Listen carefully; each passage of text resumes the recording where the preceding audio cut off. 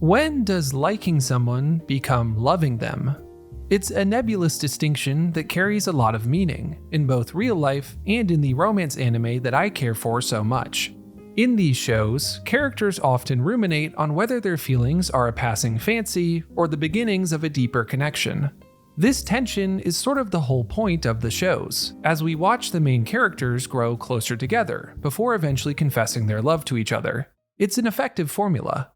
The Rascal Does Not Dream series, at its core, I would say is a mystery show. The structure of sequential cases of puberty syndrome that get discovered and then solved is very reminiscent of a serialized detective story. But the show is also classified as a romance, and for a long time I couldn't figure out why. Sakuta and Mai get together within 3 episodes of the anime, and the show is much more focused on puberty syndrome than their relationship. However, the show is about love, undoubtedly. A lot of the arcs focus around different characters and their connection to love. Sometimes that can be familial love, sometimes it is romantic love, and it's almost always related to our main man Sakuta. But even if they concern Sakuta, it's not like the show says a lot about his and Mai's relationship. It's always about these other characters and their own struggles. But in Rascal Does Not Dream of Santa Claus, the second season of the anime, we get an arc that concerns the puberty syndrome of Sara, one of Sakuta's cram school students. This arc is special because of how it bucks the trends established by previous installments in the series. It pulls Mai and Sakuta's relationship into the mix, and uses it to draw a sharp contrast between love as a means to an end and real love, a partnership and understanding between two people. Let's talk about it.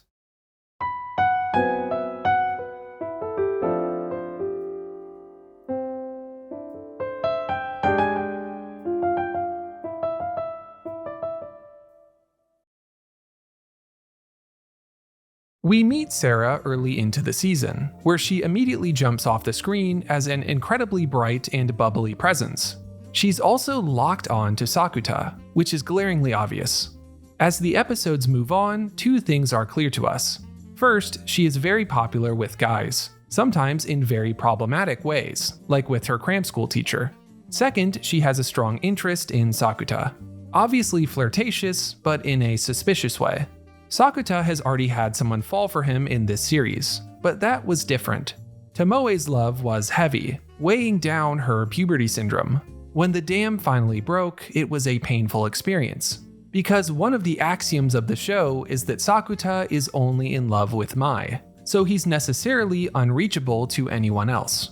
With Sara, she operates with a confidence that we haven't seen before. She obviously knows that Mai exists and that Sakuta only has eyes for her, so this assuredness piques our interest. When we finally get to the arc concerning Sara's puberty syndrome, the unusual nature of the situation continues to deepen. Sara challenges Sakuta to figure out what her puberty syndrome is, but she says that she doesn't want to get rid of it. Unlike other instances of it we have seen through the anime, Sara doesn't just live with her puberty syndrome, she enjoys it, treasures whatever it brings her. And not like Akagi, where it lived forever in the back of her head, eating away at her. Sara really seems to want her puberty syndrome. However, Sakuta begins to poke holes in these feelings. He learns that Sara developed her puberty syndrome after a broken heart, and since then seemingly every guy near her has fallen for her. He asserts that being loved by a lot of people is not the same as being loved by the one that you yourself love, and that gets through to Sara. Cracks begin to show in her chipper facade. This finally brings us to episode 10 of the season, Holy Night. This is where the show makes its most interesting ruminations on love thus far. We learn that Sara's puberty syndrome is essentially mind reading, which she uses to get people to fall in love with her. She has been reading Sakuta's mind for some time now, and Sakuta learns that he can see into her mind in return. On Christmas Eve, Sakuta is set to go out with Sara, but Mai crashes the date. This is where everything kicks off. Mai was not supposed to be here, and her forceful injection into the show pits her relationship with Sakuta against Sara's. This comparison is the crux of the whole climax of this arc. I titled this video, How Do You Know When You're in Love? Because that's the question Sara is going to be asking herself through the rest of this episode. She thinks that she knows what love is. To Sara, love is something other people feel towards her. Love is something external, something you can count and quantify and assign value to. Love provides her value in the sense that the love other people give her makes her popular. Equally important to Sara's sense of self-worth is the understanding she gets from her puberty syndrome. By understanding others, looking into their minds, she gets that love that she so desires.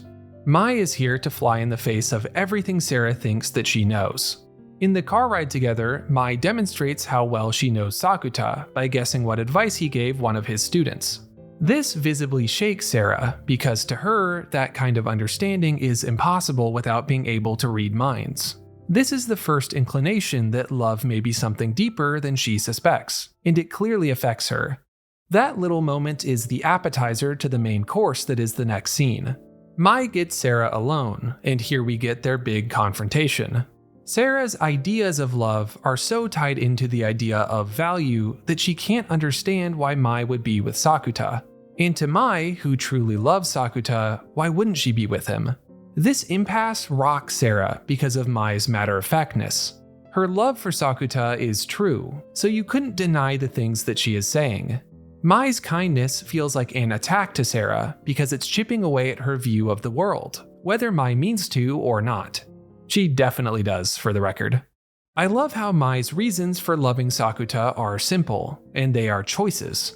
Mai loves Sakuta for the person he chooses to be, not some secret reason hiding somewhere in the recesses of his brain.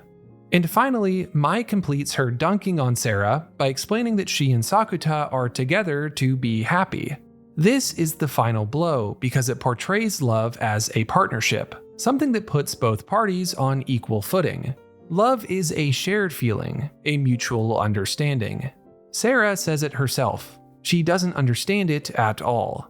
Impossible, she says. And she still views Sakuta as something she can win, not someone to love. Of course she runs from real love. It's far scarier than the control she has over others.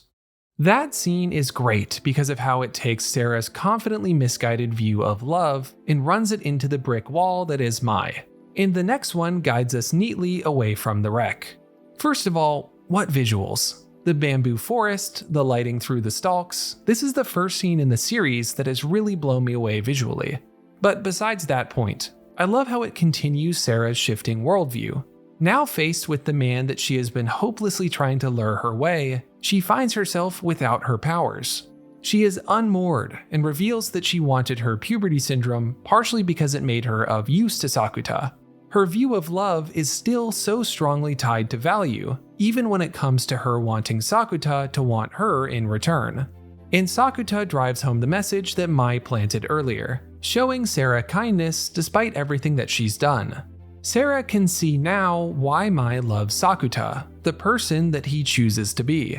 Her ability to confess her love for Sakuta here is so important because it seems like the first time that she has really understood what love is and doesn't need to be in control to want it. Then Mai comes in and shuts her down one last time, but at this point you just have to respect the generational run that she's been on. I love this episode of Rascal Does Not Dream of Santa Claus so much because of how cleverly it draws a distinction between being loved and actually being in love. Even just trying to explain that is confusing, but the arc surrounding Sara puts it in such clear terms that it's easy to understand. It also gives Mai a real space to shine, something that I felt has been in woefully short supply at times in this anime. I have enjoyed the Rascal Does Not Dream series, but I didn't really love it until this moment. The visuals, the storytelling, the writing, it was all top-notch. When you're firing on all cylinders like that, that's when you get something special. I hope you feel the same way. And that officially wraps the first episode of one of the new series on my channel, Love and Anime. In this series, planned for release every Friday, I will be taking a look at moments across anime that have something to say about love. That can be character studies, scene studies, or entire anime. I hope you'll subscribe to see the rest and leave suggestions for me in the comments. Also, stay tuned for the second series I have on deck, which should be coming out every Monday.